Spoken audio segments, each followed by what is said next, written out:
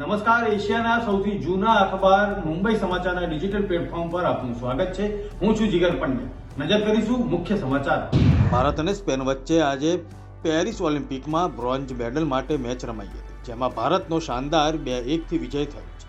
સ્પેનને 2-1 થી હરાવીને ભારતે હોકીમાં બ્રોન્ઝ મેડલ જીત્યો.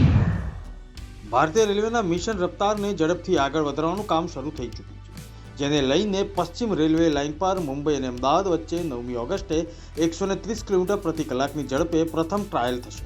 આ ટ્રાયલમાં 20 કોચવાળી વંદે ભારત ટ્રેનનો ઉપયોગ કરવામાં આવશે. સંસદમાં આજે સંસદીય કાર્ય અને લઘુમતી બાબત મંત્રી કિરેન રિજ્જુએ સંશોધિત વક્ફ બિલ રજૂ કર્યું, જેમાં કોંગ્રેસ અને સપાના સાંસદો સહિત વિપક્ષે વિરોધ નોંધાવ્યો. બિલને ધાર્મિક આસ્થા પર હુમલો તેમજ લોકતંત્ર વિરુદ્ધ ગણાવ્યું. અખિલેશ યાદવે સ્પીકરના અધિકારો છીનવાઈ રહ્યા હોવાની વાત કરતા ગૃહમંત્રી અમિત શાહ તેના પર ભડકી ગયા હતા. દિલ્હીના લીકર પોલિસી કૌભાંડ દારૂ કૌભાંડ સંબંધિત સીબીઆઈના કેસમાં રાઉઝ એવન્યુ કોર્ટે મુખ્યમંત્રી અરવિંદ કેજરીવાલની જ્યુડિશિયલ 20મી ઓગસ્ટ સુધી લંબાવી છે. કેજરીવાલને તિહાર જેલમાંથી વિડીયો કોન્ફરન્સ દ્વારા રજૂ કરવામાં આવ્યા હતા. ગુજરાતની દુર્ઘટનાઓના પીડિતોને ન્યાય મળે તે માટે મોરબીથી કોંગ્રેસ દ્વારા ન્યાયયાત્રાનું પ્રસ્થાન કરવામાં આવશે. આ ન્યાયયાત્રામાં કોંગ્રેસના મોટા નેતાઓ હાજર રહેશે. કોંગ્રેસની ન્યાયયાત્રા આવતીકાલે મોરબીના દરબારગઢથી શરૂ થશે, જે વિવિધ શહેરથી પસાર થઈને 23 ઓગસ્ટના રોજ ગાંધીનગરમાં પૂર્ણ થશે.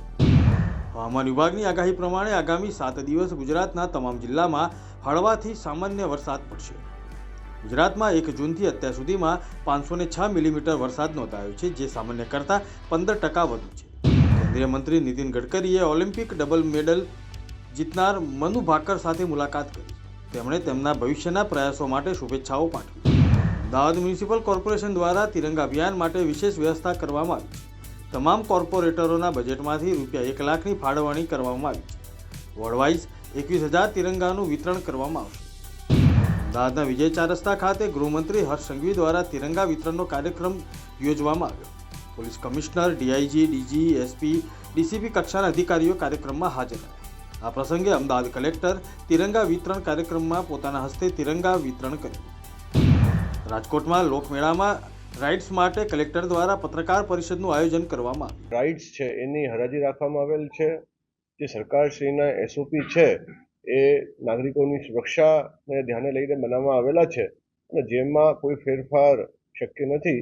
મને ઉમ્મીદ છે કે આ વાતને રાઇડ્સ સંચાલકો સમજી આ હરાજીમાં ભાગ લેશે.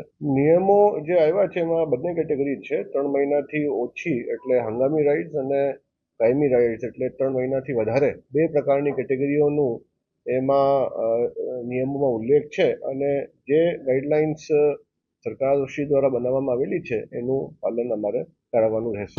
દેશનું આરોગ્ય મંત્રાલય આગામી વર્ષ સુધીમાં ડેન્ગ્યુની રસી શોધીને લોન્ચ કરી શકે છે. હાલ 4 કંપનીઓ રસી પર ટ્રાયલ કરી રહી છે. ત્રીજા તબક્કાનું ટ્રાયલ પૂર્ણ થવાની સાથે જ આ રસી બજારમાં મૂકવામાં આવશે.